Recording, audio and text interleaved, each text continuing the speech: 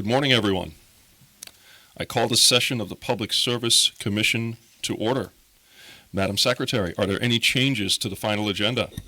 There are no changes to the final agenda. Thank you. I'd like to take a moment to recognize our newest member of the Commission, who is with us here today, Commissioner Radina Vlhova. Welcome to the Commission. Thank you very much. Okay, and now, before moving to the agenda, I'd like to conduct a roll call of commissioners. When I call your name, please confirm that you are present. Commissioner James Alisi. Present. Commissioner David Valesky. Here. Commissioner John Majori. Here. Commissioner Jenna Bright. Here. Commissioner Denise Sheehan. Here. Commissioner Radina Vlhova. Present. Thank you for doing that twice. Okay. Now, before we go to the regular agenda, do any commissioners wish to recuse from voting on item 201? Commissioner Alisi? No. Commissioner Valesky? No. Commissioner Majori? No. Commissioner Bright? No. Commissioner Sheehan?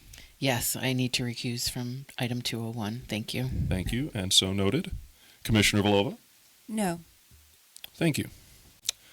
We'll now move to the regular agenda. Our first and only item for discussion today is item 201, case 23-E-0418 and 23-G-0419, addressing Central Hudson's electric and gas rates. It will be presented today by Administrative Law Judge James Costello, Administrative Law Judge Ashley Moreno, Chief ALJ Dakin Lee-Cakes, Nicola Jones, Debbie Evans, Jeff Hogan, Mike Reeder, and John Sipos are all available for questions. Judge Costello, please begin. Good morning, Chair and Commissioners. My name is James Costello. I was assigned to preside over these proceedings with my co-judge, Ashley Moreno. Before you is a draft order that would establish an electric and gas delivery rate plan for Central Hudson Gas and Electric Corporation for the period beginning August 1st, 2024, and ending June 30th, 2025. Central Hudson distributes electricity to more than 300,000 customers and natural gas to approximately 90,000 customers in the Mid-Hudson River Valley region of New York. The Commission set Central Hudson's previous rates in November 2021, during the height of the COVID-19 pandemic, by adopting a joint proposal advanced by the parties to that proceeding. The terms of the rate plans sought to mitigate rate impacts over the 3-year term to keep rates as low as possible. And as a result, certain costs and investments that were not undertaken in the last rate plans were included in Central Hudson's current request. In September 2021, Central Hudson began implementing a newly installed SAP-based customer information and billing system, which led to widespread customer billing problems.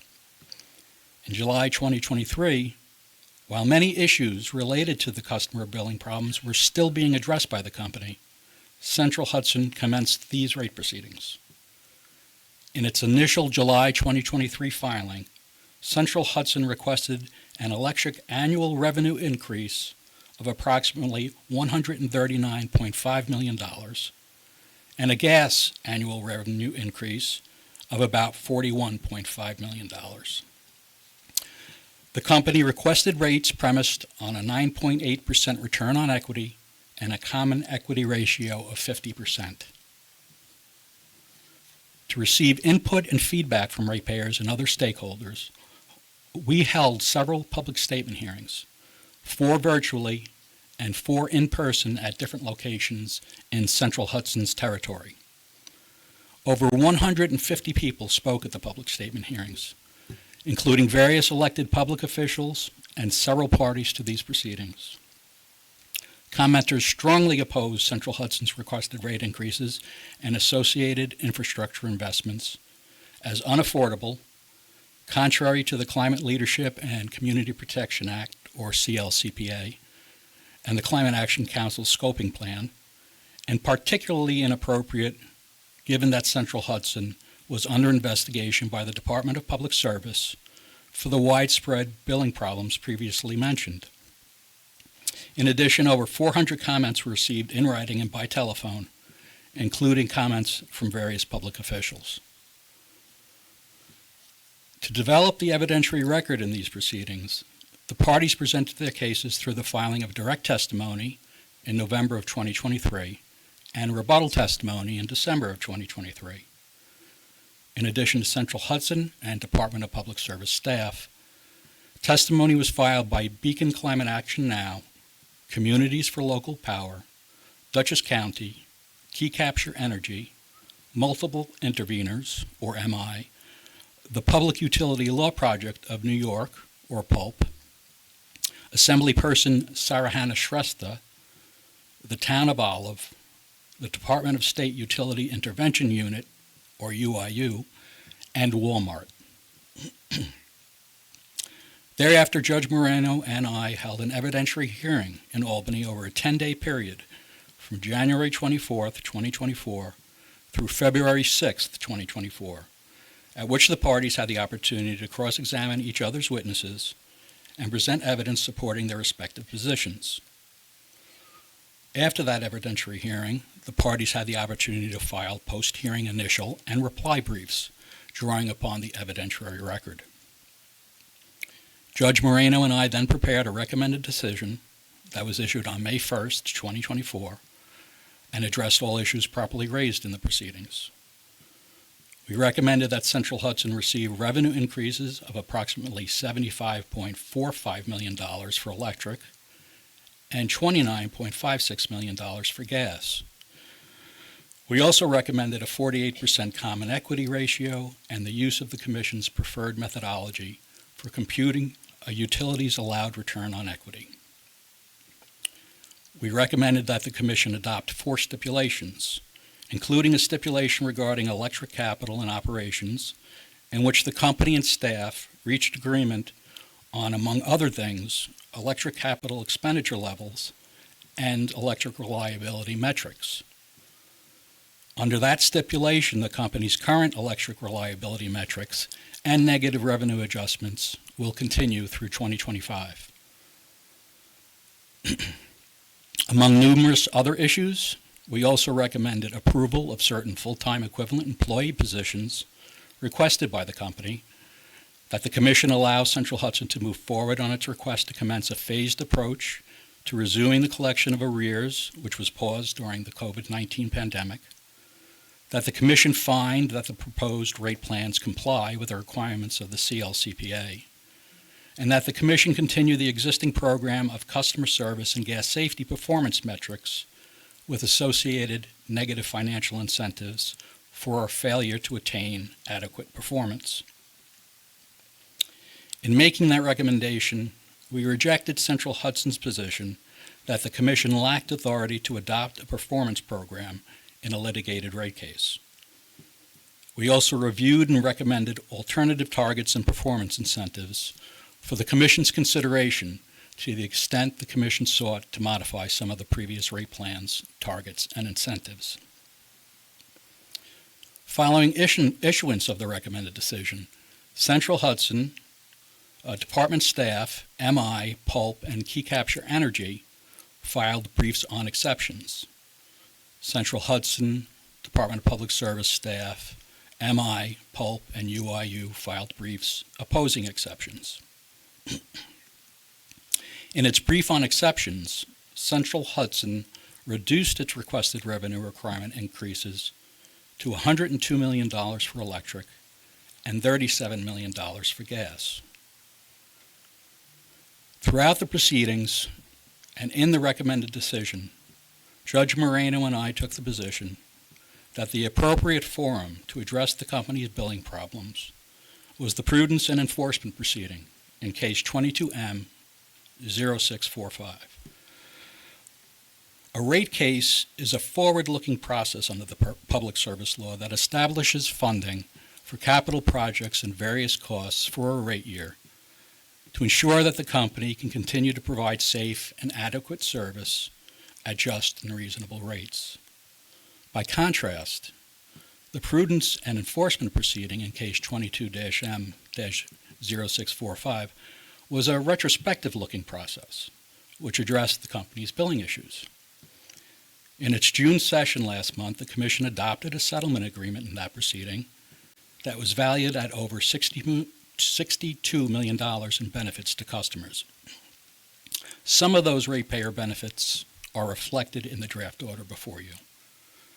At this point, I'd also note that the independent monitor assigned in that case had determined that Central Hudson had resolved critical billing issues and reached a current stable state. The draft order before you would provide Central Hudson with a $74.418 million electric revenue increase, which represents a 16.5% increase in delivery revenues and a 7.0% increase in total revenues. It also would provide Central Hudson with a $27.307 million gas revenue increase, which reflects a 20.1% increase in delivery revenues and 9.4% increase in total revenues. To moderate rates, the draft order applies regulatory assets of $13.15 million to the electric revenue requirement and $5.286 million to the gas revenue requirement. And it applies an additional $4 million of shareholder funds held in a customer benefit fund resulting from the settlement agreement in the prudence and enforcement proceeding. The result is an electric delivery revenue increase of $58.067 million, which is a 12.9% increase in delivery revenues and a 5.5% increase in total revenues, and a gas delivery revenue increase of $21.221 million, which is a 15.6% increase in delivery revenues and a 7.3% increase in total revenues. After application of rate moderators, the estimated bill impacts at this time are as follows. Central Hudson's average residential customers would experience a monthly electric total bill increase of 7.85%, resulting in an average total monthly electric bill increase of $12.65. For residential customers, that's for residential customers. It will also result in a yearly gas total bill increase of 9.19%, which results in an average yearly gas bill increase of $146.83 for residential heating customers. These amounts, while still material, are less than half of what the company originally asked for. While we recognize that even as moderated, the increases are significant for ratepayers, those increases are needed for the substantial investments being made to ensure safe and reliable electric and gas service and to improve customer service. They're necessary investments that the company is entitled to recover from ratepayers. Some of these major investments are continued efforts to harden its electric system for storms, bearing in mind climate change, replacement of leak-prone pipe mains and services for the safety of its gas system, and updating its interactive voice response, or IVR system, that will improve customer call handling and experience. The rates will be supporting approximately $195 million in additional electric plant and approximately $85 million in additional gas plant that's inclusive of common plant during the rate year. While the rate increases in the draft order are lower than requested by Central Hudson, that's not to say that all of the company's initial requests were inappropriate. The Commission has a duty to balance ratepayer impacts along with necessary spending on system and operating expenses. The result of the draft order does just that. The major differences between the rates requested by the company in its brief on exceptions and the draft order are not due to major differences in capital projects or programs that the company initially requested and that are approved here. Rather, the overall differences are due primarily to two things. First, labor and associated costs make up over 40% of the difference due to disallowance of 90 of the 254 full-time equivalent employee positions requested by the company, as well as downward adjustments to employee compensation and benefits, the disallowance of executive variable compensation, and application of an attrition adjustment. Second, the difference in return on equity and common equity ratio requested by the company and approved in the draft order account for approximately 25% of the difference, a downward change from what the company requested of $6.8 million. In addition, for the gas business, almost 20% of the difference is due to higher depreciation-related costs. And for Central Hudson's electric business, approximately 15% of the difference is due to lower major storm expense. The draft order adopts the recommendations made in the recommended decision, except as they had been modified in the draft order. With those modifications, which I will discuss in a moment, the draft order finds that the rate plans are necessary to ensure that Central Hudson continues to provide safe and reliable service, that the resulting rates are just and reasonable, and that the rate plans will advance the policies of the Commission and state, including compliance with the CLCPA. Among other things, consistent with longstanding Commission practice in litigated rate orders, the draft order updates the return on equity to 9.5%, reflecting current financial conditions. It makes certain modifications to the gas safety metrics, including eliminating positive revenue adjustments for leak management, damage prevention, and the leak-prone services replacement program. And it imposes stricter performance targets for the gas safety regulations violation metric to ensure continuing improvement for safety compliance. The draft order removes the costs associated with Central Hudson's South Cairo generation facility from the pro forma embedded cost of service study in consideration of that facility's retirement. The draft order makes modifications and clarifications to certain customer service-related matters, including requiring the call-answer rate metric to be calculated pursuant to the definition included in the Customer Service Performance Indicators, or CSPI order, recognizing the outcome of the settlement agreement in the prudence and enforcement proceeding that requires Central Hudson to fund incremental costs related to the transition to monthly meter reading, and clarifying that no incremental costs to do monthly meter reading are included in the rate year and will instead be borne by Central Hudson's shareholders. The draft order also modifies the recommended decision to allow for deferral treatment of incremental spending for CATV make-ready projects to ensure additional high-speed broadband is deployed throughout New York State in conformance with the Commission's goals and subject to certain limitations and audit. It allows for deferral treatment for incremental costs associated with implementation of the new Roadway Excavation Quality Assurance Act. It denies ratepayer-funded executive variable compensation, reducing revenues by $943,000 for electric and $238,000 for gas. It adopts the union employee wage increases as reflected in a memorandum of agreement for Central Hudson System Operation Union employees. It incorporates the clarifications made in briefing regarding incremental full-time equivalents in the labor expense, and it remedies certain oversights and errors in the recommended decision with respect to the capital budget for regulator station projects and distribution improvements. Central Hudson had consented to a 1-month extension of the suspension period in these cases to accommodate procedural scheduling and briefing. The draft order allows Central Hudson to be made whole and recover or refund any undercollections or overcollections in sales revenue resulting from the company's agreement.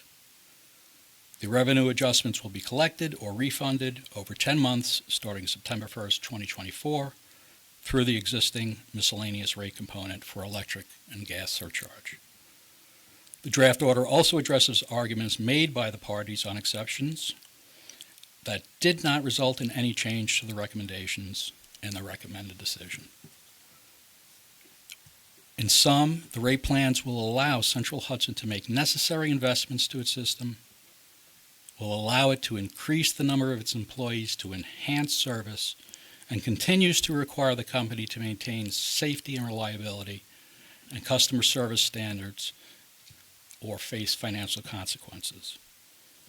Accordingly, senior staff recommends the adoption of the rate plans. And this concludes my presentation, and we are now available for any questions you may have.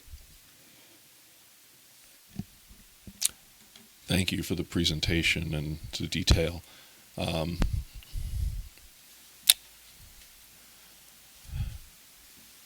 Want to take a moment to just thank staff for working through this process during what was a very difficult and controversial period. Rate cases are never easy, but this one I think is exceptional for a number of different reasons, many of which I'm sure we'll be collectively talking through as we go through our discussion points. But before I get into the rate case, I'm noticing the signs in the back, and I want to take a moment and take a bit of a tangent before I start sharing my thoughts on the case in more detail. Yesterday afternoon, I had the opportunity to join Governor Hochul, Senator Griffo, Assemblywoman Butenshan, County Member Picenti, and Mayor Lanigan, and several members of the governor's cabinet when we toured the tornado damage near Rome, New York. The damage was extensive. I know you've seen it on the news. You've heard of the victims, the one unfortunate fatality, but many more people are without homes right now, and recovery will take some time. The tornado was one of a series of storms that crossed throughout New York State, and this was all in conjunction with a heat wave, which we're all experiencing right now. There's a lot of damage. Poles, hundreds of poles have been destroyed, infrastructure on those poles, wires, conductors, breakers, other things damaged as well, all of which will need repair or replacement. And at one point this week, roughly 400,000 New Yorkers were without power. And this has all happened within the last 36 to 48 hours. As of 8 a.m. this morning, I'm happy to say only 30,000 outages. And I think that number's actually gone down since. 30,000 outages are still in place statewide. And this is thanks to the men and women who do the hard work of keeping the system up and running during the best of times and then go above and beyond to assess, repair, and resolve issues during the worst of times. Now, again, these storms came during a week of extremely high temperatures, and that made restoration even more important given the need for public health and safety. And I bring this up because it's time like these that I'm reminded just how important utility services are. And that brings me to the matter of the Central Hudson rate case. Core to rate cases is a review of what resources are needed to ensure safe and reliable service. It costs money to reduce the impacts of storms. It costs money to pay line workers to keep the systems working.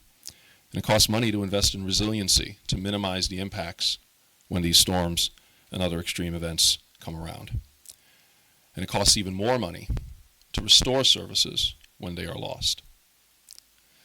Now, no one likes to raise rates, particularly the individuals in the back with the signs, and I think it's safe to say the Commission as a whole, we're not fans of having to raise rates. But it's important to understand the context in which the rates are being increased. Now, this case came at a very challenging time for Central Hudson's customers who've suffered through inaccurate billing and other failures of customer service. And these were addressed last month during our prudence and enforcement proceeding. And I'll have a couple questions on that in a few minutes. Now, in the months leading up to today, many have argued, and some in this room as well, that the very idea of a rate case was questionable. Now, this is a common thread heard throughout the public statement hearings, of which myself and Commissioner Valesky were able to attend. And one of the things that made it clear to me is that this was a sentiment felt by pretty much everyone there. And I'm sure if everyone who wished to have their voice heard could attend, the number would be in the thousands of people feeling the same way. County Executive Metzger, she described the rate case as unconscionable. Senator Hinchey, she described it as unjustifiable. But it was one comment from Klaus Yoder, a Central Hudson customer, who I think his comment truly captures the sentiment of the individuals at the public statement hearing. And he said, and I quote, "This rate case is an affront to common sense and decency," unquote. And I think this probably captures what many of you holding signs in the room are feeling. And I'm sure this captures the sentiment of many of the people attending the public statement hearing. But what was interesting about this and other negative statements was the juxtaposition between comments about Central Hudson's past. Central Hudson was once viewed as a community partner, as a part of the community. And for anyone who attended that public statement hearing, those public statement hearings, it's clear that sentiment has long since passed. I think we need to rebuild that trust. And the first step towards building that trust is understanding. So I'm hopeful today we can take some time to frame what this action here is and what it means, and help bridge the gap and make it clear what the purpose of a rate case is. Now, based on my read of the signs, I'm certain some of you view the rate case as a reward, giving credit for good behavior. That is not the purpose of a rate case. As Judge Costello so eloquently said, the purpose of a rate case is to ensure the reliability of the system.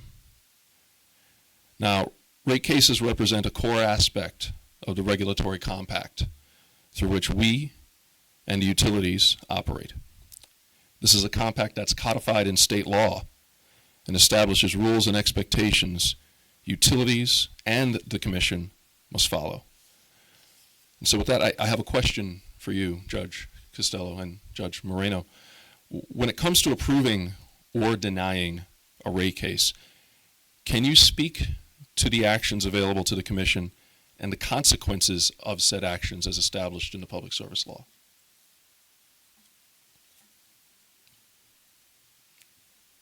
Or maybe this is a question for Dakin. I think they want me to answer, so I'm happy to. Good morning, commissioners. Welcome, Commissioner Villova. I think the best way to answer this is to explain how rate cases come to be and then what the requirements are. Electric, gas, water, and some telephone utility service in New York State and in most states is provided through what's called tariffs. Tariffs are filed by a utility and they're on file with the commission, and they set forth the rates and the terms and the conditions in which they provide public service to all of the customers, all of the ratepayers.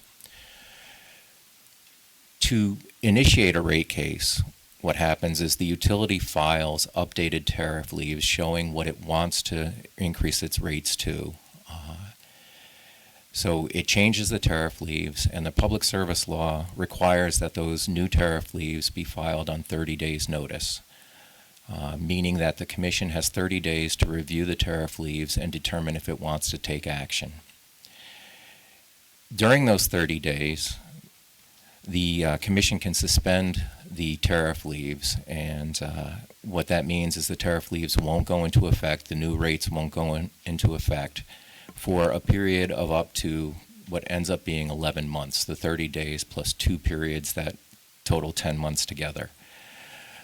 During that 10 months, the Office of Hearings and the parties conduct basically trial type procedures to arrive at an evidentiary basis for making a recommendation to the commission on what it must or what it should do with regard to the tariff leaves.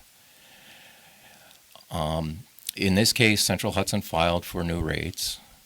The commission suspended the tariff leaves. That suspension would have expired at the end of June, but as Judge Costello mentioned, Central Hudson gave us an additional month extension on the suspension, which it does not have to do, is not required to do, but it did in this case.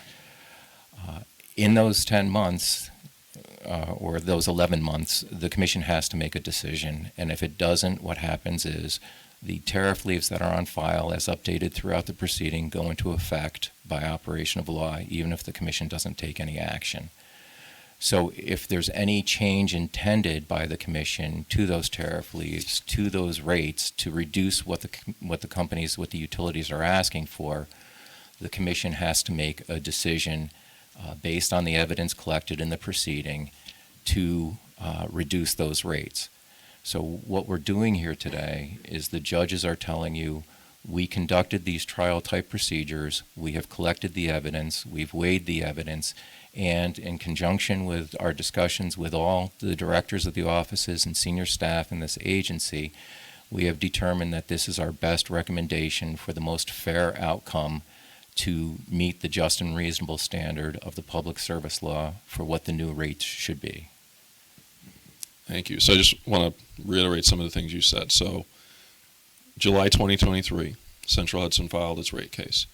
If the commission took no action, those rates would have become immediately effective August 2023. That is correct. And so by entering into this rate case, the 10-month process, the 2 5-month periods you mentioned, we review, analyze, revise, and we went from, I'm going to quote the numbers you stated earlier, just $140 million for electric and $41 million for natural gas, to roughly half of those numbers throughout that 10-month process. That is correct. Okay. Thank you. So, again, this 1-year review of analysis and discussion to figure out what's the reasonable cost of doing business for this utility to ensure safe, reliable service. And so this includes everything from salaries, taxes, materials like wires, pipes, poles, things like that, health insurance costs, services, all of the things you need to run a business to maintain the system. That fair? Those are all, and even more than that, are things that we look at in these cases, yes. Okay. So, as was stated before, these investments are what are needed to ensure that the system works and to harden the system in advance of extreme weather.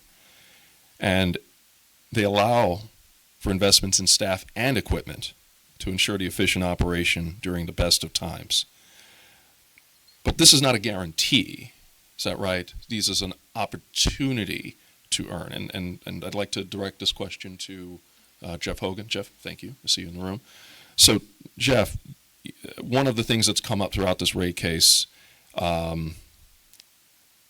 is that because of the billing issue,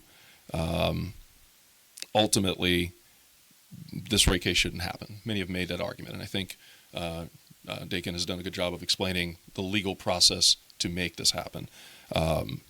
Now, regarding Central Hudson being responsible for the costs associated with resolving the billing system, and this is including the monthly meter reading costs, the negative revenue adjustments, the back billing credits, and I forget what else. And I think there was a customer benefit fund as well that was in the settlement agreement.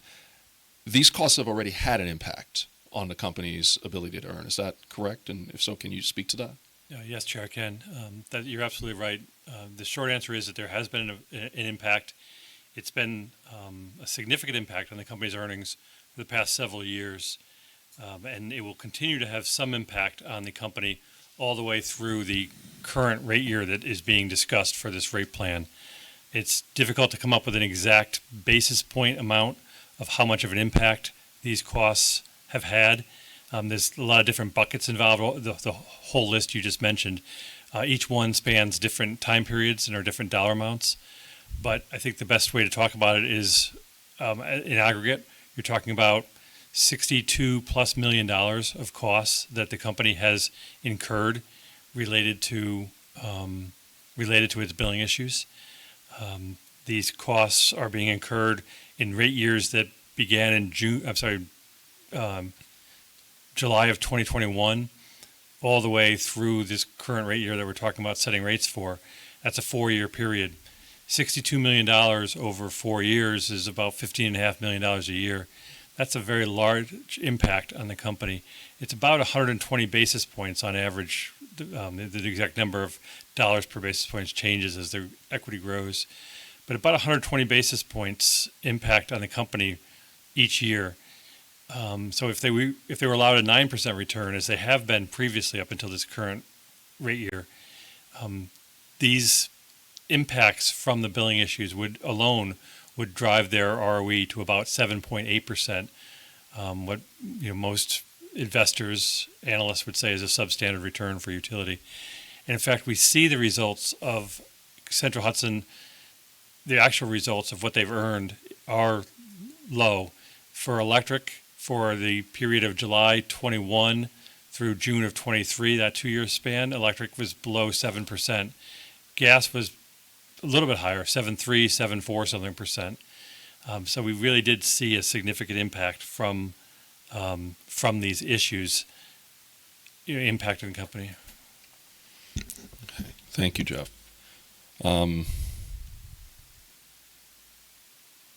And this, sorry, let me collect my thoughts. Mr. Sipos,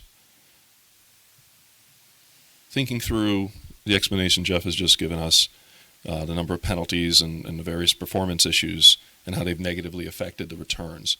I want to go back to the question earlier about the point earlier about all the bad experiences customers have faced that led to this.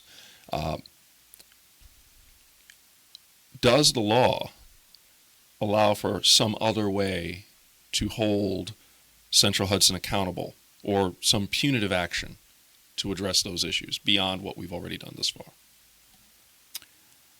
I think the short answer is yes, and I think Jeff has outlined the financial consequences that the company has faced and will face as a result of what occurred. But consistent with the Public Service Law, which is our pathway, our lodestar, as we discussed at last session, the department and the commission commenced an enforcement and prudence proceeding, and that resulted in significant benefits to Central Hudson's customers, and it also addressed head-on a root cause of the problematic billing system development and its deployment and rollout.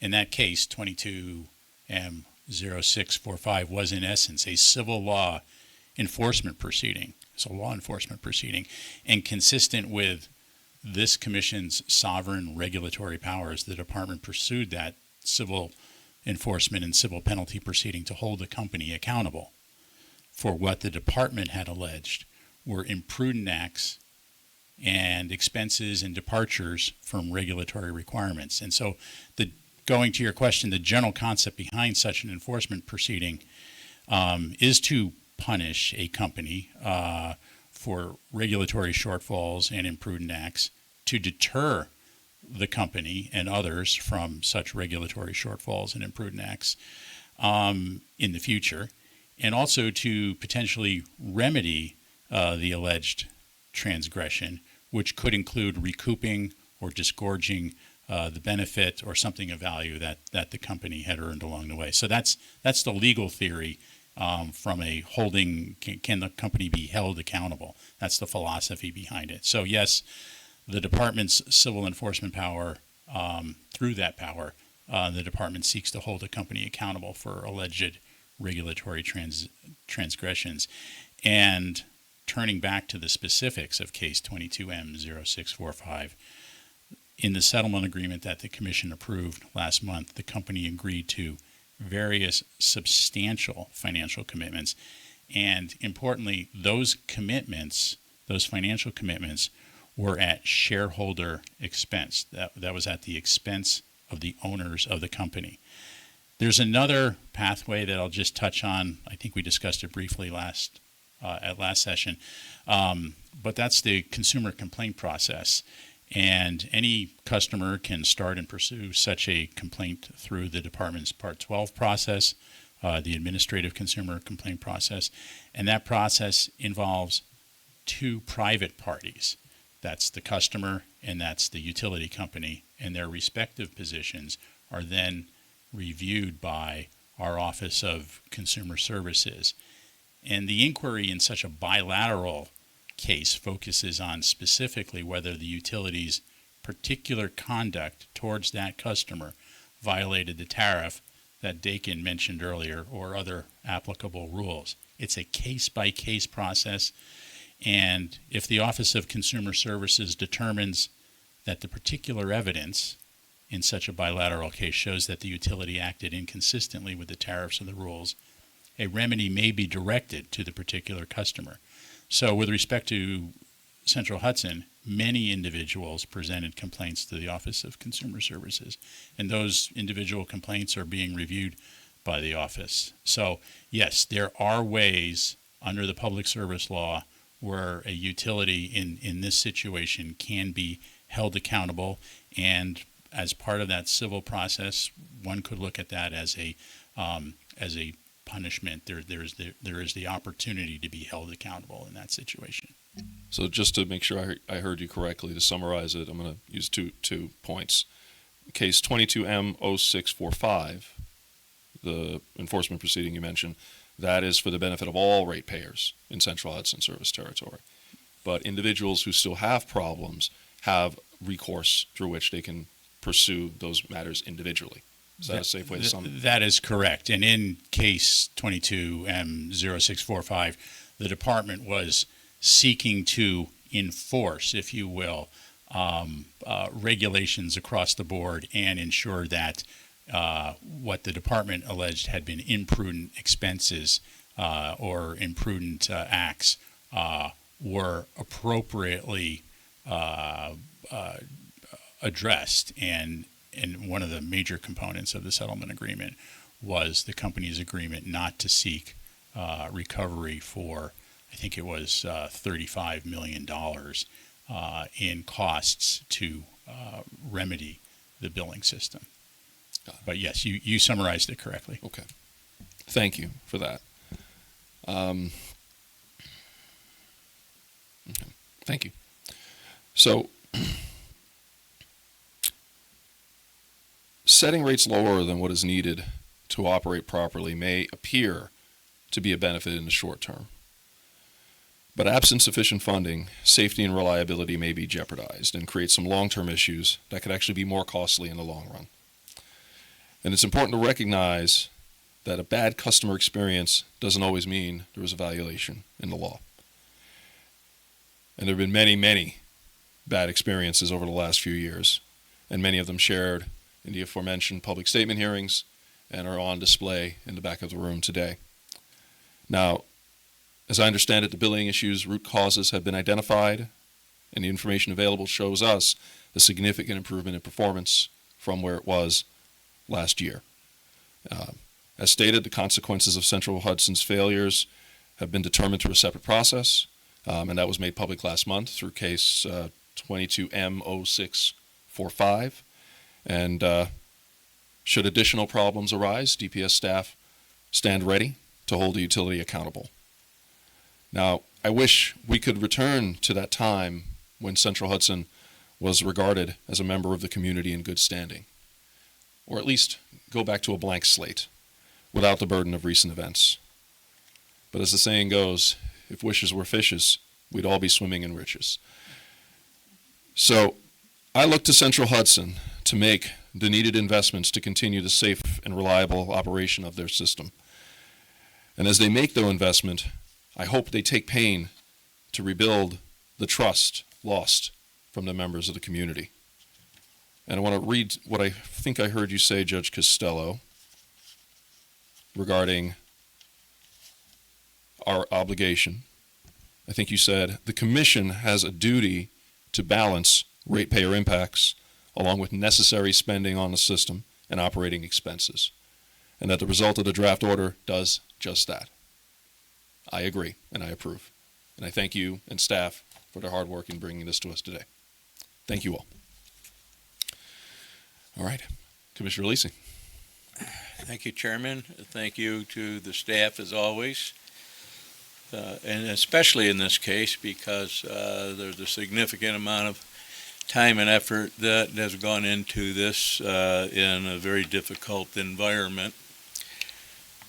I would like to say that I am basing my vote today on in-depth briefings that the public does not see or hear, and especially the presentations that are given publicly. So we have a vast amount of information to sift through and to base our votes on. And I would say, at least in my case, I embrace this presentation and will be supporting it based on a few very simple things. And first and foremost is that this is half of the original request, and it represents an amount of money that is critical to the continued operation of Central Hudson. This is not by and large an enforcement action that we're voting on here. It's a rate case action. So we can't lose sight of that fact. It's critical that we continue to provide, according to public service law, safe and reliable service at reasonable and just prices. And in this case, it will help us to continue our pursuit of the CLCPA. So again, voting on the rate case and voting on the fact that we're talking about half of the original request, I'll be voting yes. Thank you, Commissioner. Commissioner Valesky. Thank you, Chair Christian. I'd just like to make a few comments. Likely no questions, but a few comments. First of all, I want to join Chair Christian in welcoming Commissioner Vlhova to the commission. It's great to have you here. We're all looking forward to I know your many contributions over the next 6 years. And for those who keep score at home, the commission is now back to full strength of 7 members for the first time in a number of months. So that's a good thing too. From a historical perspective, I just want to underscore the chair's role here today and leading us to where we are today. It is unusual for certainly this chair and certainly many, if not most, of your predecessors to have invested as much personal time, including here at session, in questioning the presenters, in walking through the case that is before us, and sharing his reflections, including with current events as recently as yesterday in Rome. So I think that underscores not only the importance of his leadership of this commission, but also the importance of the case that is before us. So in that vein, I have no interest in repeating and going through all of the items, many of which I was going to raise, because I certainly could not do a better job than he already has. But a few follow-up thoughts I would just like to offer based on his interaction with all of you. And I should certainly start by thanking you, Judge Costello, you, Judge Moreno, you, Judge Lee Cakes, and the entire staff that once again did a tremendous job. As you indicated, I was able to join you at a couple of those public hearings and saw firsthand how not only how you conduct the hearings, but how you move the entire process forward for the department and ultimately bring an item before us. So I do want to reiterate that. A couple of thoughts in regard to the process itself. The first, and Judge Costello, you indicated early in your presentation, and it strikes me as I sit here, that I and I guess 3 other members of the current commission have been here since 2021. We took a vote on the last Central Hudson rate case. And we were here during that period of time, which was the depths of the pandemic, as you indicated. And I appreciate you reminding all of us that that rate case, which was a joint proposal, reflected the incredible challenges and burdens that Central Hudson ratepayers faced in the middle of that pandemic. But I also reflect on the fact that it was not only Central Hudson ratepayers that were incredibly burdened during the pandemic, and most, if not all, of the rate cases for other utilities that the Commission took up during that 2020, 21, 2022 time period reflected that unique circumstance that all of us as New Yorkers and Americans and around the world, for that matter, were experiencing. I raise that because, as you indicated, Judge Costello, the revenue that is required to allow a system to continue to operate in a safe and reliable fashion eventually have to be addressed. So even when we all determine that because of extenuating circumstances, we may not be able to do what we would have done otherwise, that eventually those issues have to be addressed. And we have seen it, we saw it not that long ago in a NYSEG RG&E rate case. We see it in virtually every rate cases. And I think it's fair to say, and again, I appreciate you raising that, we see it again here in this rate case. And no one should be surprised at that. What is a bit different about this rate case, and Judge Lee Cakes, I always appreciate when you explain the process because it is complicated, even for those who have been here a while. What is normally the case, to flesh out and certainly correct me if I'm wrong, what is often the case historically over the last several years, often that process leads to, at some point during that 10-month period, what is known as a joint proposal. And the parties to the case come to an agreement.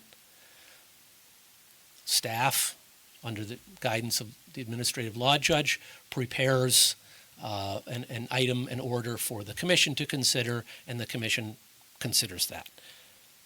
In almost all cases, I won't say all cases, but in almost all cases, those joint proposals lead to rates being set by the commission for a 3-year period of time, sometimes longer, sometimes shorter, but in recent years, most of the major utilities, including Central Hudson back in 2021, led to a 3-year rate case.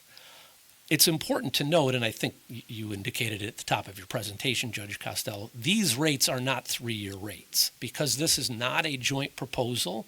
This is a litigated rate case based in public service law that should the commission today approve this order, these rates will remain in effect, and correct me if I'm wrong, for 1 year or until the commission at some future point in time changes those rates, correct? Yeah, that's correct. So it's a rate plan. The difference is that in a 3-year joint proposal or a multi-year joint proposal, the company's agreeing to stay out for a set term. Here, commission sets its rates. The utility is able to file for new rates right away or wait as long as they want to. It's just these are the rates now that are set for as long until the commission resets them. Okay, thank you. And the final point I wanted to make, and I won't repeat what I said last month, but we had 2 very distinct proceedings taking place and in many ways overlapping each other and certainly affecting the same universe of customers, the Central Hudson ratepayers, happening at the same time but clearly distinct cases. The prudence and enforcement proceeding and the rate case.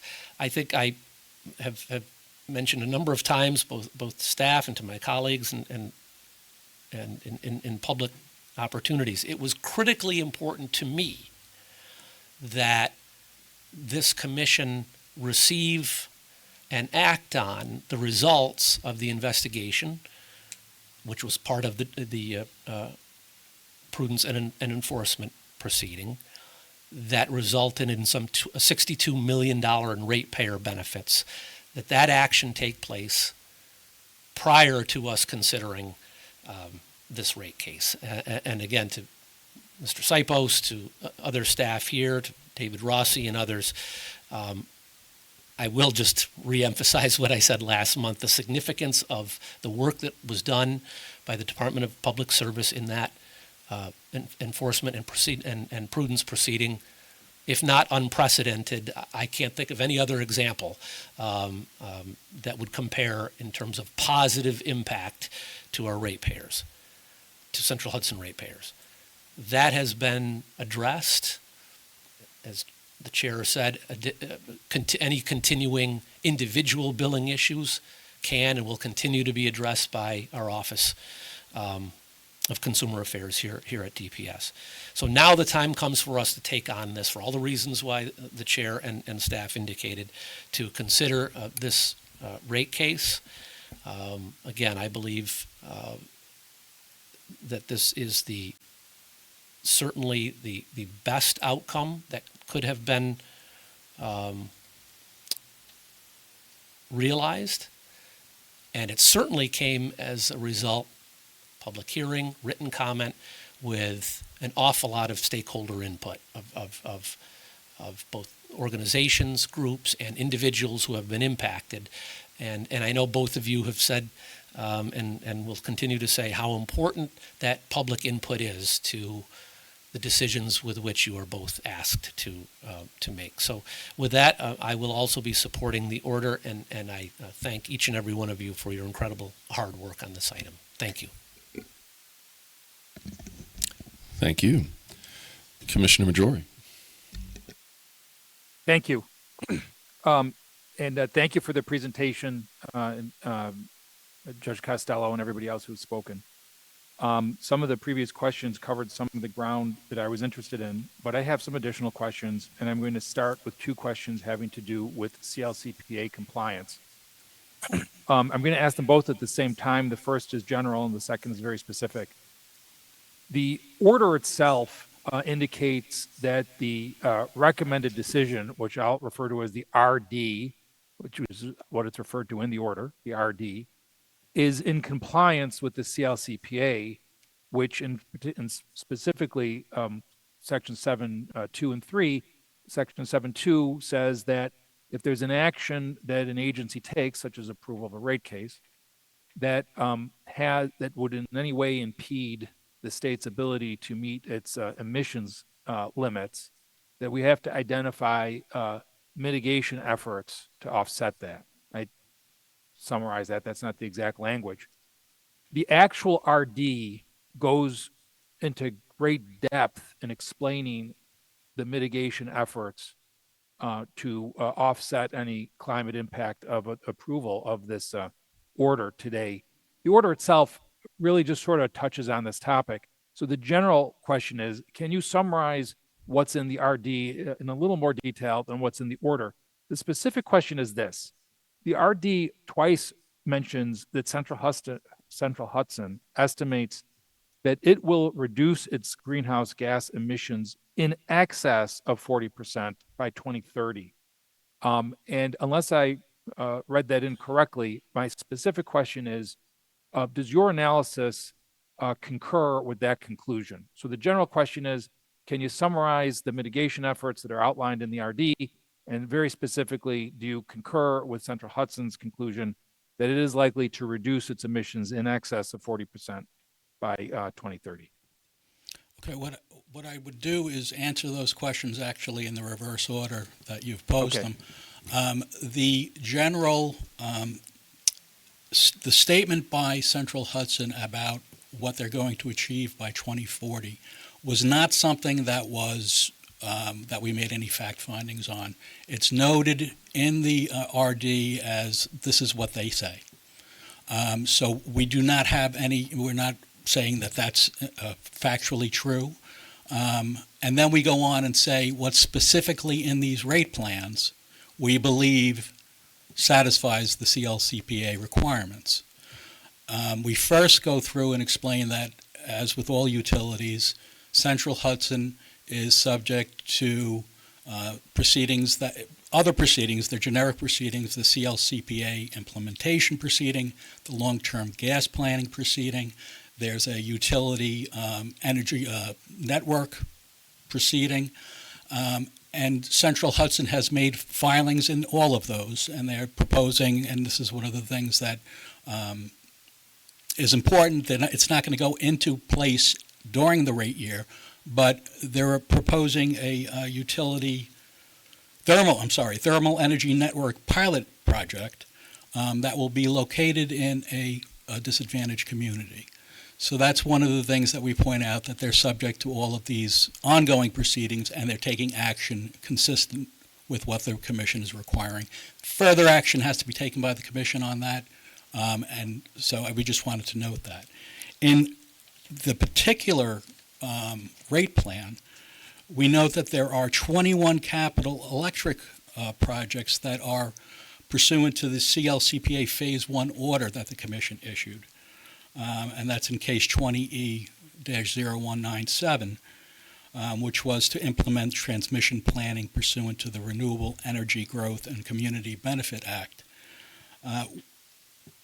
What staff indicated on the record was that these projects will satisfy safety, reliability, and compliance obligations, address system bottlenecks and constraints that limit renewable energy delivery within a utility system, or include the added benefit of increasing the capacity to host additional distributed energy resources.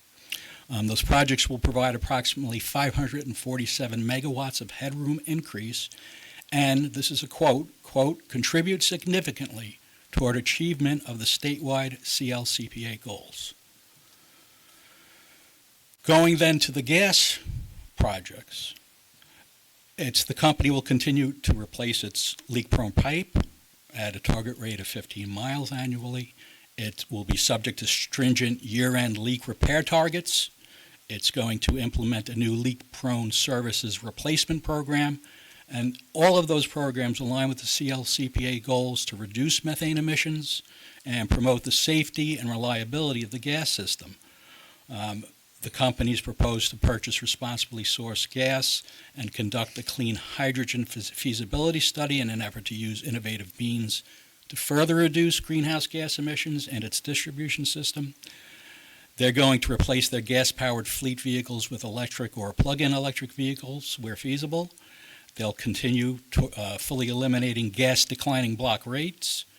They'll eliminate high-volume usage rate discount that's offered to the firm non-residential gas transportation customers, and they are going to continue to explore non-pipes alternatives as a potential solution to providing customers with energy needed for homes and businesses while avoiding traditional gas infrastructure. So collectively, and that's with respect to those things, and then going to the disadvantaged communities, the other part that we have to look at. The staff had reviewed the company's electric capital portfolio from the perspective of each project's location within and the impacts on disadvantaged communities. And they found that the projects located within the disadvantaged communities and system-wide will increase headroom, replace end-of-life equipment and facilities, improve system remote monitoring, and create a hardened and resilient electrical system. And what they said, and what Judge Moreno and I agreed to in that, was that the proposed capital investments have an overall positive impact to disadvantaged communities, as they will support additional installation of renewable energy, support a safe operation of the electrical system, and improve reliability of the gas and electric system. With respect to gas the gas projects, the LPP programs will provide system-wide benefits, including benefits to disadvantaged communities. And according to, again, what Central Hudson had stated was that they estimate that the GHG emission reduction benefits will be for 2030 around 48% of the greenhouse gas benefits will accrue to disadvantaged communities. So that's overall why we believe it's in compliance with the CLCPA. Thank you. That's a very thorough answer, and what's in the body of the RD is even more thorough. So I appreciate that and your articulation of it. I'm going to switch topics now. In response to some of the questions that the chair asked, you explained how we turned aside, or I should say you turned aside, the initial request from Central Hudson and reduced the impact to ratepayers by, as we've heard, approximately 50%. But I want to ask some questions about how we got there. The first is in relation to something else that's come up already, which is the settlement that we approved, the $62 million settlement that we approved during the last session. And I asked this question during that session. I just want to be sure the answer is the same. How could we be sure that this rate case that we're considering approving today is not just passing on the cost of that $62 million settlement to the ratepayer? John Sipos explained that it will be borne by the shareholder, but how could we be sure of that? I'm going to defer to Jeffrey Hogan for a response to that question. Sure. Good morning, Commissioner. In order to ensure that costs don't make their way into a rate case, would require staff to investigate exactly what costs are to be allowed. And so that's what staff does. We have several dozen people assigned to the rate case who really just scrub the numbers and look to see what the company is spending its money on, what they're proposing to spend additional monies on, what we would call program changes in a rate case. And so we investigate and look at what the total revenue requirement of a company is for the rate year, and staff is able to exclude things that are one-time in nature, that are for costs that are for things that we shouldn't be paying for, and we have many instances of that over the years. So in the enforcement proceeding, there were several categories of costs, what I referred to as buckets earlier. And one of them was the company spent over $35 million, as John Sipos mentioned, remedying the issues for their billing. That was done over a multi-year period. Staff has reviewed the historic test year, as we call it, to make sure that any amounts that were related to that are not included. And therefore, the historic test year doesn't have these rates, then the rate year won't have the amounts either. And so we've ensured that the amounts that the company is going to receive are for costs that aren't related to any sort of remedy related to those costs. The company's incurred negative revenue adjustments related to its poor performance on some metrics, customer service related. Those amounts are credited to are credited to customers. We ensure that those are not included in the rate year costs. And so when we look at the total rate year costs and add them up, we can identify what each amount is, and where it's coming from. That includes monthly meter reading. To date, the company has been reading the meters every other month. There's additional costs, of course, to up that. We have ensured that the costs that we're setting rates on here in the draft order are the costs that the company has incurred to date of reading every other month. Any additional costs are going to be borne by the company, will negatively impact their earnings, including in the current rate year, and the rates will not be set with any amount related to those efforts. I think that the customer benefit fund would be the other issue. $4 million of shareholder money that's been put up for customer benefit and is being used in this case to lower both electric and gas costs for customers in the upcoming rate year. Those costs are that is allowing customers to pay less to the company than they would have otherwise paid, and therefore we know from that fact that the customers are not paying for anything related to that. I hope that answers your question.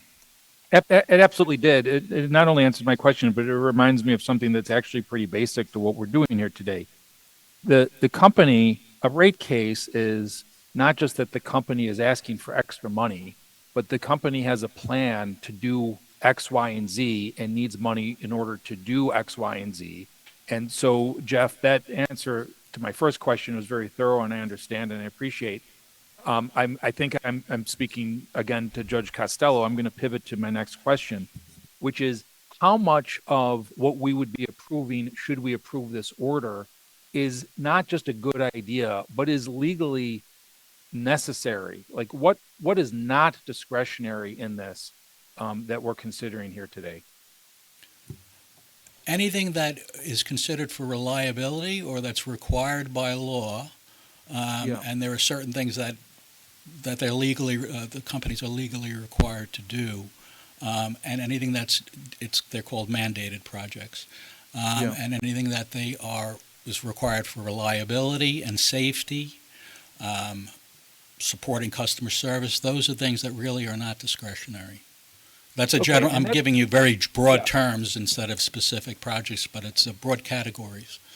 Okay, I'm going to ask a general follow-up and then three specific questions. So, would I be correct that the vast majority of the items that we would be approving, should we approve this order today, fall into that category, that are either actually or essentially legally required? They would be legally required under the public service law to the extent that they're Yeah. necessary for safe and reliable service, and also or otherwise required by other laws. Yes. Okay, so I'm going to ask a couple specific questions to flesh this out a little bit further. So we reject a request by the company. You refer to it as executive variable compensation.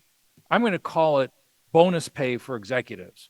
So we reject a program that they asked to raise ratepayer revenue for in order to give bonus pay to executives.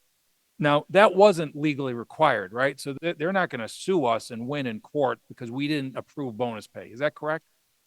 That's correct. It's not legally required, and the reason that it was not approved was because of the findings in the management and audit case that the company was not.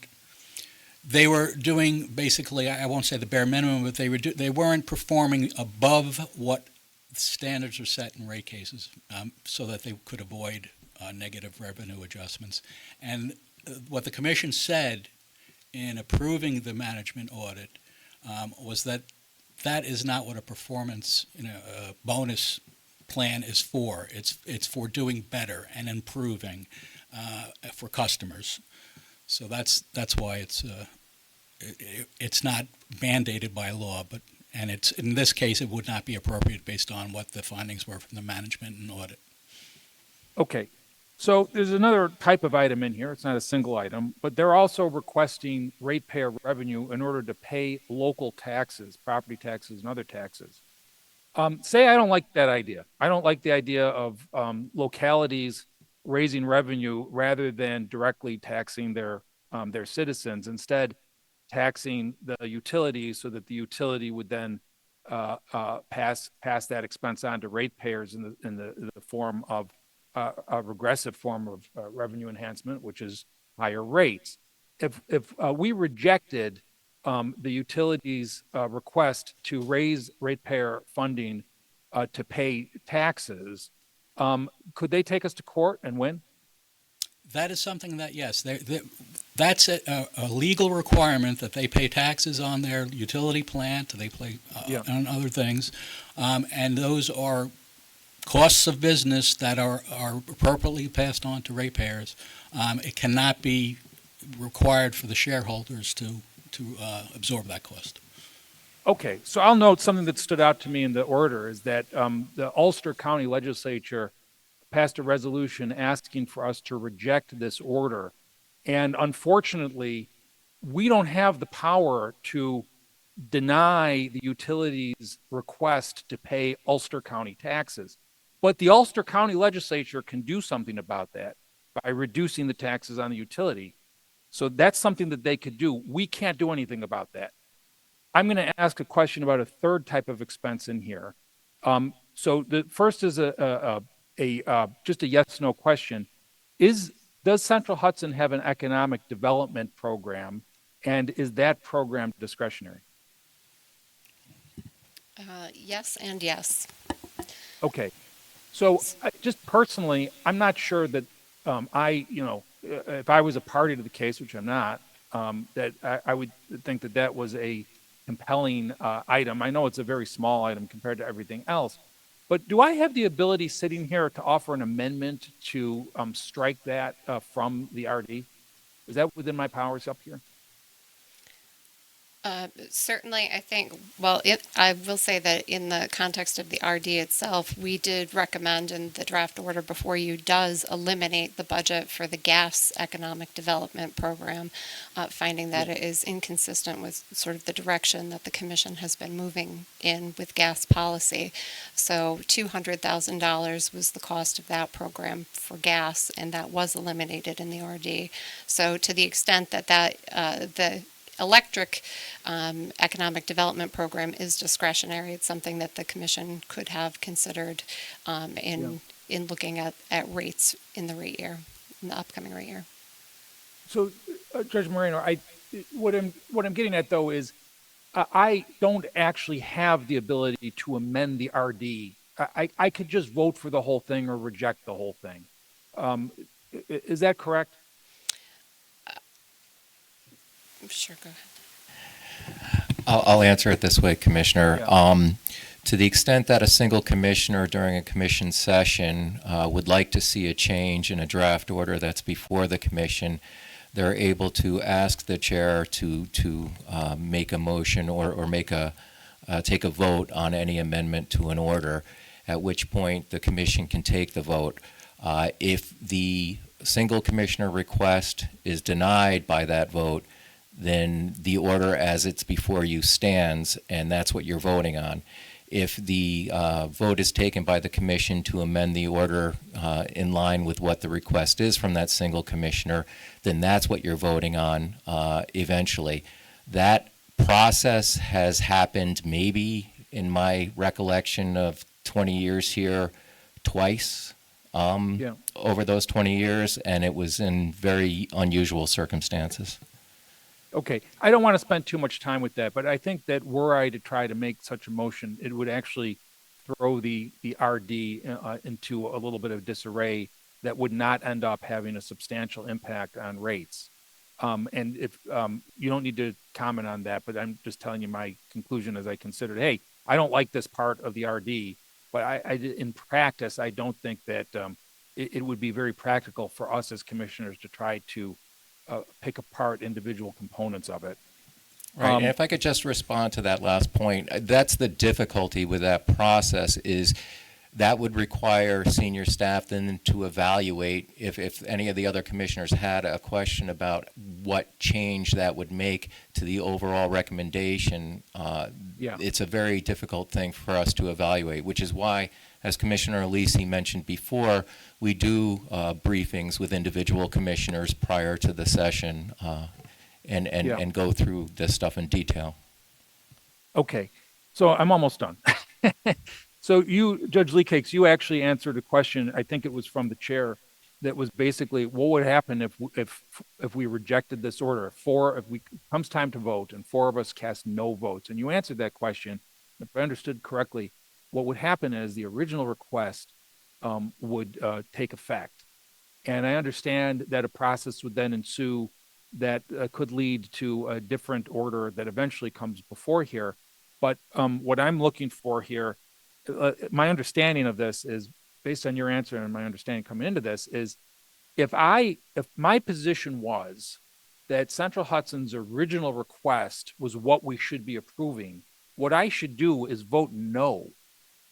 If I vote yes, I'm voting for an order that rejects the initial request and is approving something that is substantially smaller. Is that a fair characterization? That's a fair characterization. If the majority vote is no on the draft order before us without any further action by the commission, the higher tariff rates would go into effect. Okay. So I've got all these papers here and I'm looking through them. I'm looking for the third option because I could vote no and rates go up. I could vote yes and rates go up, not as much, by a long shot, not as much. But I don't see the option to cast a different type of vote where rates go down or they just hold steady. And as I look at the permutations of what could happen if we rejected this, I don't see a plausible outcome where rates hold steady, no matter how we try to slice the Snickers bar. I mean, sadly, that's not an option that's really before us. Plus, in answer to some of the questions I already asked here, the vast majority of items in this rate case are legally necessary. They're legally required. So if we tried to challenge some of those items, such as paying taxes, or, hey, we decided that safety isn't really that much of an issue, that ultimately the legal process would overturn our decisions here, and it would just drag out the process, and ratepayers would probably end up paying more. That's my determination. So I don't want to vote for this. I don't want to raise anybody's rates, well, least alone here. But I think that the responsible option here is to vote yes on this order. I think it's the best plausible deal that ratepayers are going to get. So that's why I'm going to vote yes. So I appreciate you spending the time answering these questions, and thank you for all your hard work. Thank you very much. Thank you. Commissioner Bright. Thank you, Chairman. And thank you, team and judges, for all your hard work. And I want to welcome our new commissioner as well. So I did also want to recognize and commend departments and the department staff and ALJs who for working on to come to a settlement on the prudence and enforcement matter that came before us last month. It makes it possible for us to look at this rate case in a way that incorporates some very important accountability and consumer protection measures. Namely, we ensure that the costs to fix the company system and to implement its monthly meter reads are not included here and are not being paid by ratepayer dollars. We also made sure that the customer benefit fund to the tune of $4 million will ensure there is a pot of money available for the commission to use should we need it for the benefit of Central Hudson ratepayers. So with last month's decision, we were looking backwards, as you guys mentioned, and with that matter settled, we are now able to look forward with the current rate case before us. And so I do have a couple questions. And in this rate case, I know we carefully review all of the amounts that New Yorkers are being asked to pay so that they are getting the best bang for their buck. And I think that in the summary, you mentioned an increase to employees to enhance service. The independent monitor from the settlement and the order that we discussed last month recommended some software, foundational issues found with software. So I just kind of, and I know that we denied the ratepayer funded executive compensation, but I'm wondering, in this increase for employees to enhance service, is software and that sort of software, sort of tech aspect, is that in any way reflected that there might be a need to have more employees that are advanced tech that can help with the billing issues that they've seen in the past, mostly because the independent monitor seemed to say that while the company was in a stable state right now, that there might be some foundational issues that still need to be addressed. So I just wanted to see if that was something that got addressed in this. So as far as the labor costs and the full-time employee costs are concerned with regard to the software system and everything, the company did request certain full-time employee positions to be added. Some of those are replacements for vacancies that they were expecting during the rate year. Basically, the money that's allowed is for them to have a complement on hand of employees in all their systems, including their software system, that will be able to provide adequate service, reliable service to its customers. In addition, that also includes some employees that were related to taking customer complaints and working in the billing department as well. So it goes a little bit beyond just the software department itself and into how they interact with their customers, how they can respond to their customers more readily.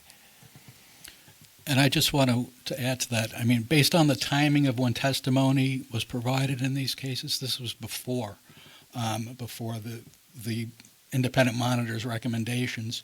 So to the extent that they would need additional employees, or they feel they need additional employees to address those, I would expect that would be raised in the next rate case. Great. Thank you.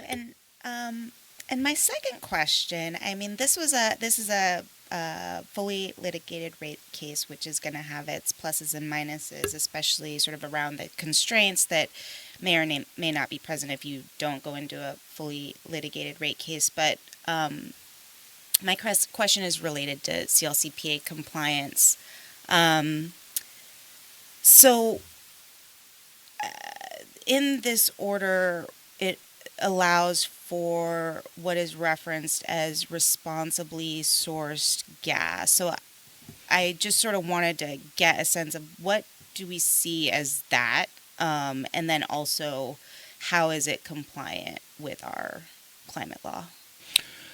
So I'll just tell you how it was presented in the rate case. So responsibly sourced gas, and it goes by different terms.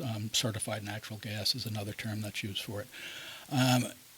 The utilities would purchase gas from gas producers who then have a third party who provides monitoring of emissions. So I think there are 3 companies that do that. What was presented to us was information from Central Hudson that they had conducted a pilot project. And they estimated, let me just see what the amount was, that by introducing responsibly sourced gas, and the responsibly sourced gas is it gets certified by one of these three companies to say that they followed best practices to reduce emissions while the gas is being produced. And that's a generalization. So they said they provided information in the record that they believe incorporation of responsibly sourced gas can result in approximately an 82% reduction in methane emissions throughout its system. And this is upstream emissions, which are required to be looked at under the CLCPA. Staff, based on, and also what they're proposing in this case is to be allowed to purchase responsibly sourced gas up to a limit of $200,000 that would cost more than regular gas.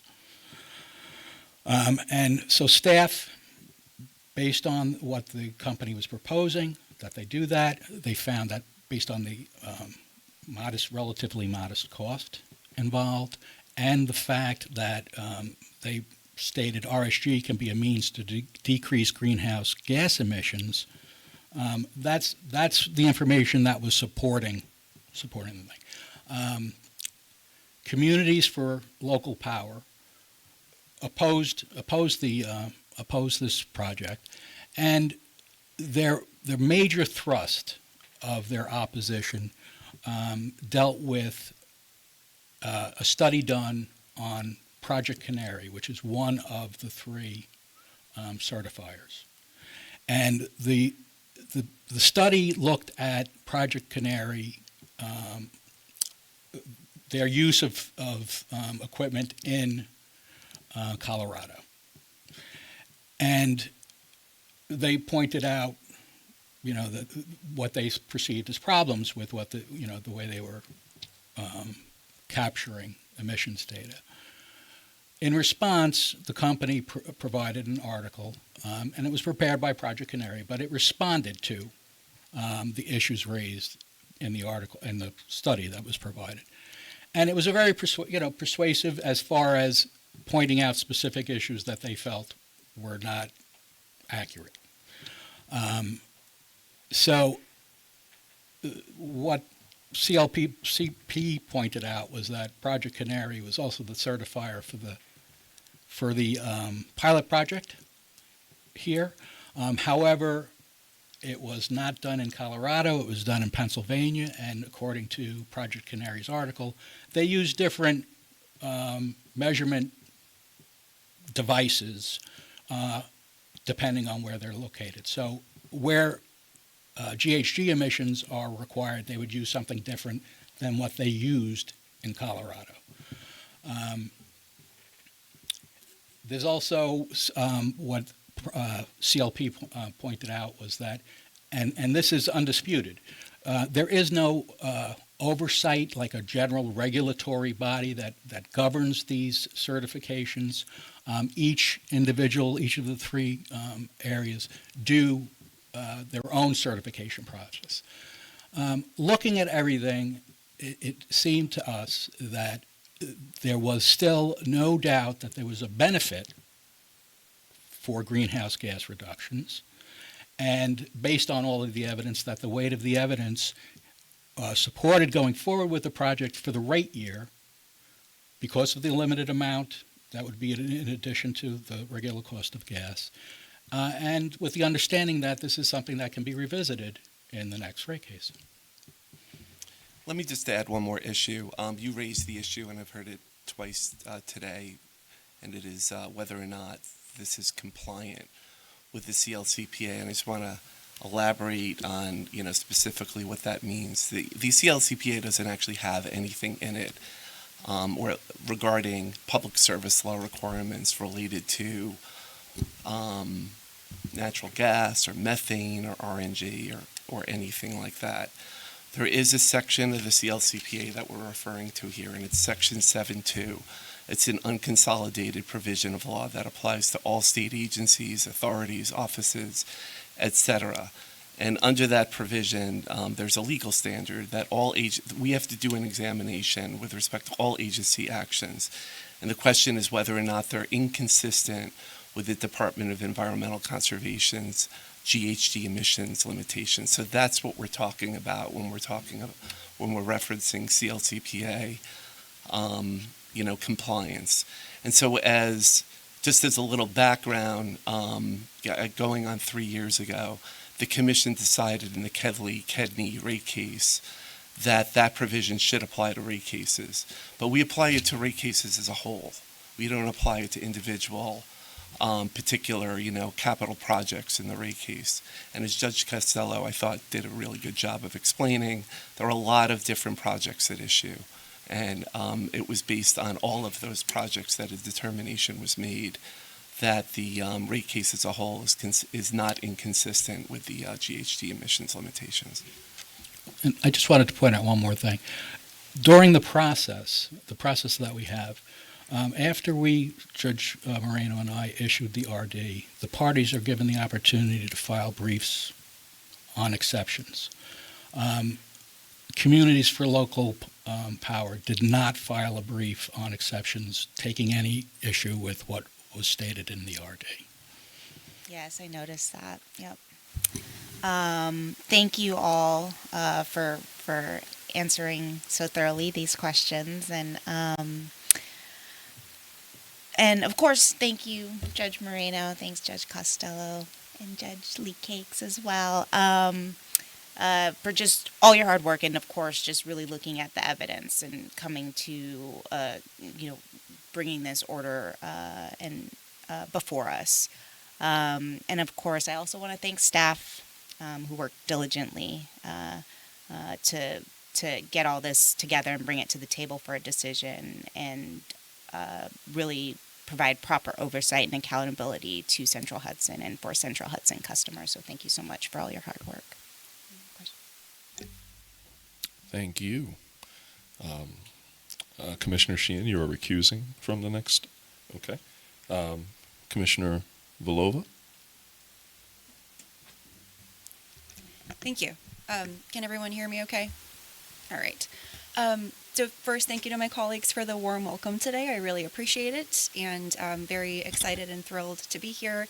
And Before I go into my vote, I want to say thank you also to staff, to the ALJs today for your presentation, to everyone who's worked on this case, and also to all of the interveners and all of the public commenters.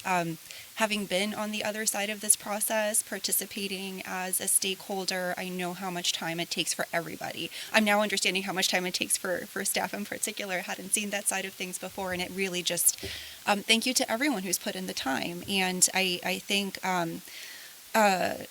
by law, the commission must make decisions based on the evidence in the record, and the evidence in the record is developed by those participating in these proceedings. And that is why I'm so appreciative, not just of staff, but also of all of the stakeholders who take the time and the effort and the heavy lift that it takes to develop testimony and briefings and comments and participate in the hearings. It is incredibly important, and I can't emphasize how important it is for there to be a full record of data for the commission to be able to make this decisions that achieve the purposes of the Public Service Law and the CLCPA and or other statutory objectives. This was a very important litigated rate case, and overall I support the outcome, and I am concurring with my colleagues. However, I have concerns with part of the reasoning in the order having to do with the costs associated with responsibly sourced gas. I think that the discussion that just happened answers the questions that I have, so instead of questions, I'll just share my thoughts. To avoid any confusion, I do want to note that there is not yet a standardized industry-wide term for this type of resource. I believe, for example, Con Edison and Origin Rockland call it certified natural gas, but for purposes of this discussion, I'll continue to use responsibly sourced gas, or RSG. Based on the discussion that we just had, I believe that this case raises reasonable and important questions about the testing and certification of RSG. I am not convinced that the RSG the company proposes to procure, potentially at a higher cost than the weighted average cost of gas, will result in the projected emission reduction benefits. Thus far, the Commission has approved investments in RSG only in the context of pilot projects, which are, by their nature, intended to study and provide data on a given topic in advance of a larger rollout. So I believe it would be premature to allow cost recovery outside of the pilot project context before we have developed a more thorough and complete understanding of responsibly sourced gas. However, I do concur because the standard that we are working with is the order as a whole compliant with the CLCPA.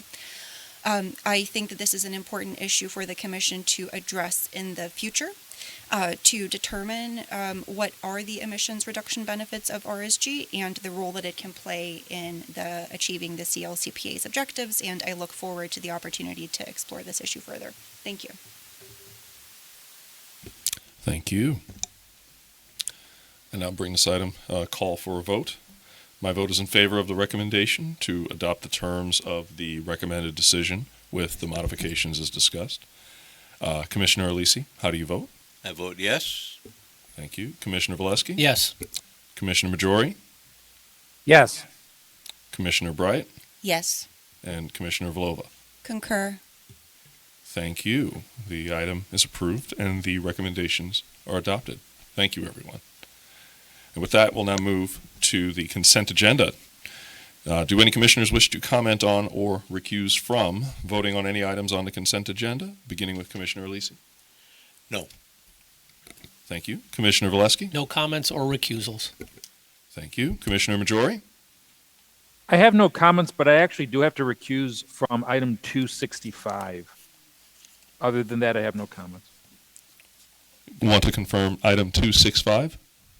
That's correct. 265, which is case 23-M-0106. Thank you. Noted. Commissioner Bright? No, I will be voting on all items. Thank you. Commissioner Sheehan? Okay, so I will be recusing from items 370 and 376. And I do want to comment on 2 items, if I could do that. Do you want me to do that now? Of course. Okay. Please. Just so I'm not a bump on a log today. Because I was recused from the regular agenda item, I spent a lot of time with the consent items. So I do just have a couple of quick comments. First, I do want to welcome Commissioner Vlova. I didn't get a chance to do that officially yet, but I look forward to your voice being part of these discussions.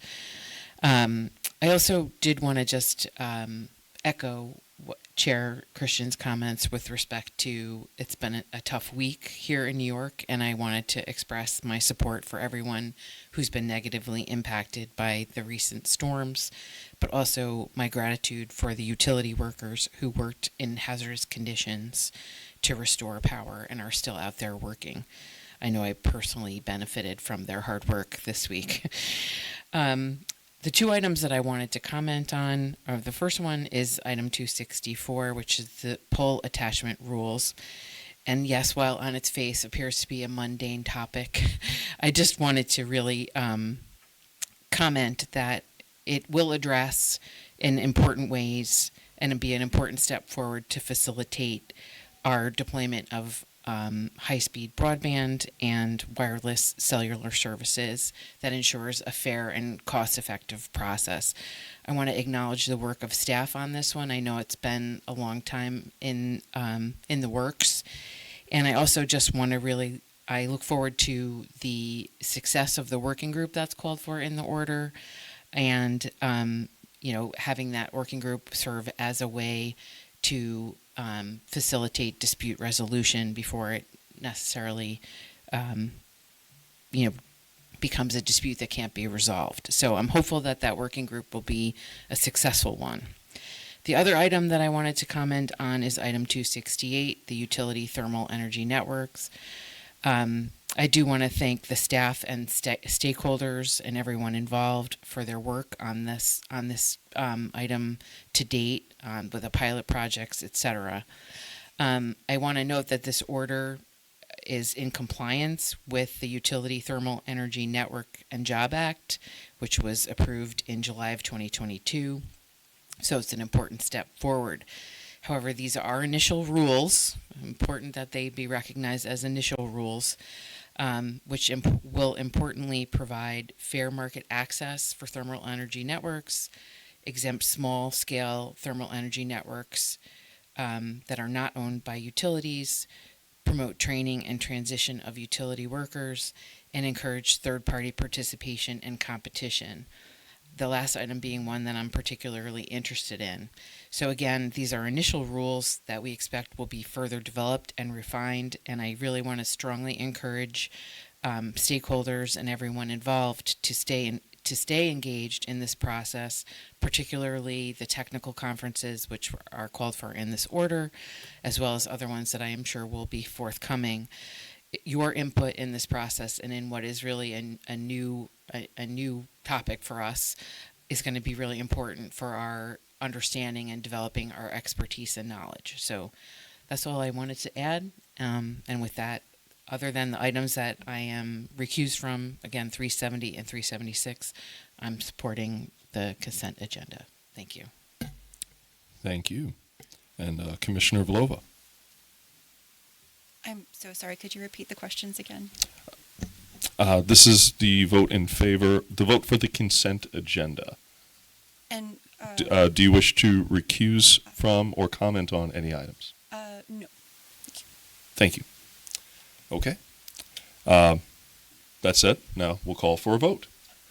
My vote is in favor of the recommendations on the consent agenda. Commissioner Alisi, how do you vote? I vote yes on all items. Commissioner Valesky? Yes on all items. Commissioner Majori? Yes on all items except for 265, which I'm recusing from. Other than that, yes. Thank you. Commissioner Bryant? Yes on all items. Commissioner Sheehan? Yes on all items with the exception of 370 and 376, from which I am recusing. Thank you. Thank you. And Commissioner Vlova? Yes on all items. Excellent. Thank you very much. The items are approved and the recommendations are adopted. Thank you. Madam Secretary, is there anything further to come before us today? There is nothing further. Thank you very much, and with that, I adjourn. Thank you, everyone.